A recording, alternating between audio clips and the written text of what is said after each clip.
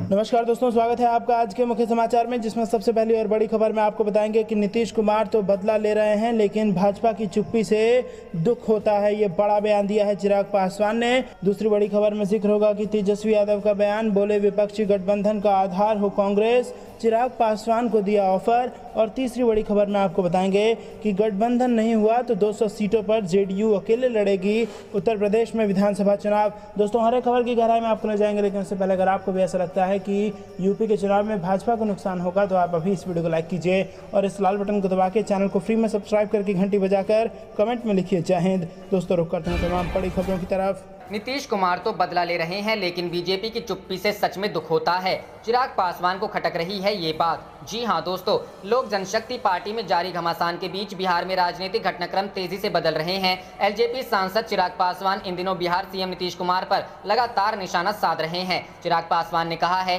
कि नीतीश कुमार ने लगातार रामविलास पासवान की लोकप्रियता को कम करने की कोशिश की है। नीतीश कुमार का रवैया हमेशा से ही लोजपा के प्रति बदला लेने वाली भावना की रही है। चिराग पासवान ने कहा है कि जब नेताओं ने उनकी पार्टी छोड़ी तो उन्हें बहुत दुख पहुंचा है। जिन लोगों ने पार्टी को गलत नीतियों से तोड़ने की कोशिश की है वह इसमें नाकाम साबित होंगे। हिंदुस्तान टाइम्स को दिए इंटरव्यू में चिराग पासवान ने कहा, जिन लोगों ने हमारी पार्टी को धोखा दिया है उन्होंने मुझे धोखा नहीं दिया है, बल्कि उन्होंने पार्टी के प्रमुख रह चुके रामविलास पासवान को धोखा दिया है। चिराग पासवान ने कहा, अभी भी पार्टी के सभी लोगों का विश्वास मुझ में है। बागी चाचा पशुपति पारस पर रामविलास पासवान ने कहा, जो लोग रामविलास पासवान के विचारों का सपोर्ट करते हैं वह कभी भी नीतीश कुमार का समर्थन नहीं करेंगे। मेरे चाचा ने पार्टी को तोड़ा है और वह अब मेरे पिता के विचारों की दुहाई देते हैं, लेकिन उन्हें नहीं पता है कि वह मेरे पिताजी को ही धोखा दे रहे हैं। नीतीश जी ने हमेशा ही रामविलास पासवान की छवि खराब करने की कोशिश की है। चिराग पासवान ने कहा, 2002 में हमारी पार्टी लोक जनशक्ति पार्टी बनी थी, तब से लेकर आज तक नीतीश कुमार जी ने हमें नीचा दिखाने और हमारी पार्टी के बुरा सोचा है।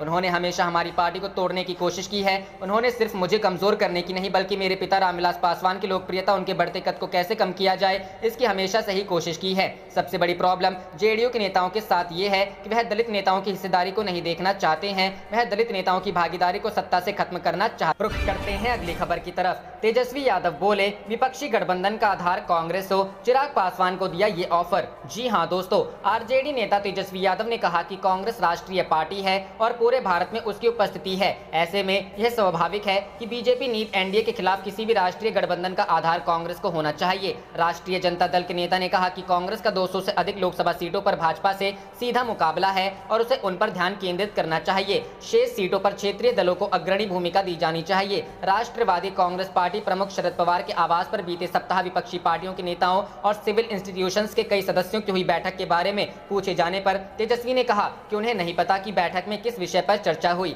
हालांकि बिहार के पूर्व उप मुख्यमंत्री ने जोर दिया कि सभी समान विचारों वाली पार्टियों को इस सबसे अधिक दमनकारी, विभाजनकारी, अधिनायकवादी और फांसीवादी सरकार को हराने के लिए न्यूनतम साझा कार्यक्रम के तहत एक साथ आना चाहिए। उन्होंने कहा, हमारे नेता ने वर्ष 2014 के चुनाव से पहले चेतावनी देते हुए कहा था कि ये चुनाव तय करेगा कि देश टूटेगा या बचेगा, और अब अधिकतर पार्टियां और हमारे समाज के लोग इससे पहले से कहीं अधिक महसूस कर रहे हैं। यह पूछे जाने पर कि बैठक में कांग्रेस की उपस्थिति नहीं थी और क्या भाजपा का मुकाबला करने के लिए बनने वाले राष्ट्रीय गठबंधन में कांग्रेस को शामिल करना चाहिए, तो तेजस्वी ने कहा कि कांग्रेस राष्ट्रीय पार्टी है जिसकी मौजूदगी पूरे भारत में है और ऐसे में स्वाभाविक है कि भाजपा नीत एनडीए के खिलाफ किसी भी राष्ट्रीय गठबंधन का आधार कांग्रेस को होना चाहिए। उन्होंने कहा कि कांग्रेस का 200 से अधिक सीटों पर भाजपा से सीधा मुकाबला है, न कि क्षेत्रीय पार्टियों का। तेजस्वी ने कहा, पिछले अनुभवों को देखते हुए मेरा मानना है कि कांग्रेस को उन सीटों पर ध्यान केंद्रित करना चाहिए जहां पर उसका सीधा मुकाबला भाजपा से है, और बाकी बची सीटों पर खुले दिल और दिमाग से संबंधित क्षेत्रीय पार्टियों को अग्रणी भूमिका देनी चाहिए जहां वे मजबूत हैं, ताकि भाजपा को हराया जा सके। तेजस्वी का यह बयान इस मायने में अहम है कि कुछ दिन पहले ही पवार ने कहा था कि अगर कोई वैकल्पिक गठबंधन बनता है तो उसमें कांग्रेस को साथ लेना होगा। शिवसेना नेता संजय राउत ने भी शनिवार को कहा था कि सभी विपक्षी पार्टियों को राष्ट्रीय स्तर पर एक साथ लाने के लिए काम हो रहा है और यह गठबंधन कांग्रेस के बिना अधूरा होगा। उन्होंने कहा कि मौजूदा सत्तारूढ़ दल को सत्ता से हटाने के लिए मजबूत विकल्प देने के उद्देश्य से तैयार गठबंधन में कांग्रेस अहम भूमिका निभाएगी। एनसीपी प्रमुख पवार ने शुक्रवार को दावा किया था कि उनकी मेजबानी में 8 विपक्षी पार्टियों की बैठक में राष्ट्रीय गठबंधन पर चर्चा नहीं हुई, लेकिन साथ ही कहा कि अगर कोई गठबंधन सामने आता है तो उसका नेतृत्व सामूहिक हो। रुख करते हैं अगली खबर की तरफ। गठबंधन नहीं हुआ तो 200 सीटों पर जेडीयू अकेले लड़ेगी यूपी विधानसभा चुनाव 2022। जी हां दोस्तों, यूपी विधानसभा चुनाव 2022 की तैयारी में जुटी जेडीयू ने कहा है कि उत्तर प्रदेश विधानसभा चुनाव के लिए अगर गठबंधन होता है तो पार्टी स्वागत करेगी, अगर गठबंधन नहीं होता है तब भी जेडीयू 200 सीटों पर चुनाव लड़ेगी। साथ ही पार्टी ने कहा कि हम इस बार पुरानी गलती नहीं दोहराएंगे। शनिवार को पार्टी के प्रदेश अध्यक्ष अनूप सिंह ने प्रेस कॉन्फ्रेंस करके बताया कि पार्टी गठबंधन का स्वागत करेगी, अगर गठबंधन नहीं होता है तो हम 200 सीटों पर चुनाव लड़ेंगे। जेडीयू ने सभी जिला के पदाधिकारियों को निर्देश दिया है कि वे जिलों में प्रत्याशियों की लिस्ट प्रदेश कार्यालय में भेजें ताकि प्रत्याशियों की समीक्षा करने के बाद उनकी घोषणा की जाए। अनूप सिंह ने बताया कि पार्टी का ध्यान अति पिछड़ों, अति दलितों को मुख्य धारा से जोड़ने का है। जेडीयू की बिहार मॉडल के साथ चुनावी लड़ेगी। इससे पहले पार्टी के प्रदेश कार्यालय में आपातकाल और लोकतंत्र को लेकर एक गोष्ठी आयोजित की गई थी। जेडीयू के राष्ट्रीय प्रधान महासचिव और प्रवक्ता केसी त्यागी ने गोष्ठी को संबोधित किया। गोष्ठी के दौरान उनकी तबियत बिगड़ने लगी, इसलिए उन्हें संगोष्ठी छोड़कर जाना पड़ा।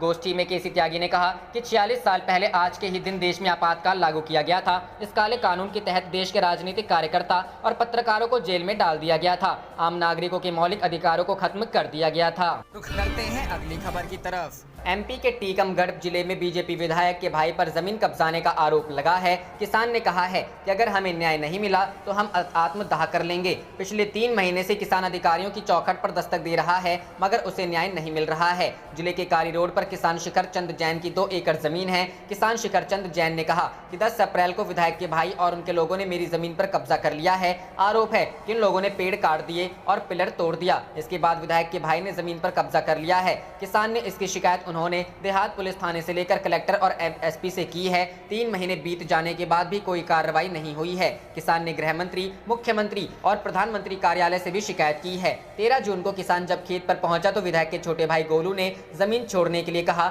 और जान से मारने की धमकी दी। इसके बाद किसान ने देहात थाना पुलिस से लिखित शिकायत की है। किसान ने कहा कि उनकी 2 एकड़ जमीन उत्तमपुरा गाँव के पास है, जिस पर विधायक की नजर लग गई है। विधायक उससे जमीन हड़पना चाह रहे हैं। किसान ने कहा कि मुझे परेशान करवाया जा रहा है। शिखर चंद जैन ने कहा कि अगर 1 सप्ताह के अंदर न्याय नहीं मिला तो टीकमगढ़ कलेक्ट्रेट के सामने आत्मदाह करूंगा। वहीं बीजेपी विधायक राकेश गिरी गोस्वामी ने आरोप पर कहा है कि शिकायतकर्ता कांग्रेस पार्टी का है। इसके साथ ही बीजेपी के मेरे विरोधी इस मामले को हवा दे रहे हैं, जबकि मेरा इस जमीन से कोई लेना देना नहीं है। उन्होंने कहा कि 2 दिन बाद वह मीडिया के सामने आकर के पूरे मामले का खुलासा करेंगे। रुख करते हैं अगली खबर की तरफ। रामविलास पासवान की जयंती पर बिहार में गरमाएगी सियासत। मैदान पर अलग अलग उतरेंगे चिराग और पारस गुट के सिपाही। जी हां दोस्तों, लोजपा का पारस गुट पार्टी के प्रदेश कार्यालय में 5 जुलाई को स्वर्गीय रामविलास पासवान की जयंती मनाएगा। प्रदेश प्रवक्ता लल्लन चंद्रवंशी ने इसकी जानकारी दी। उन्होंने कहा कि समारोह में लोजपा के राष्ट्रीय अध्यक्ष पशुपति कुमार पारस के अलावा राष्ट्रीय व राज्य स्तर के नेता शामिल होंगे। इस दिन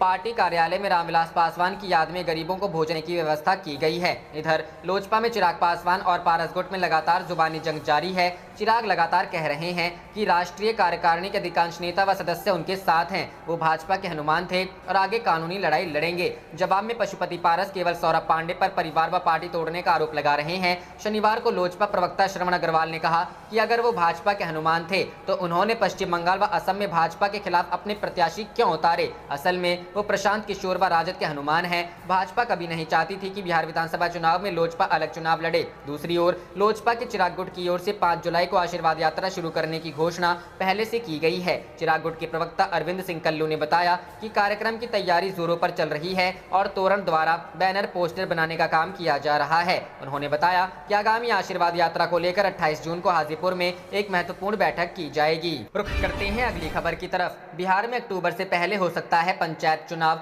जानिए कब जारी होगा कार्यक्रम। जी हां दोस्तों, राज्य निर्वाचन आयोग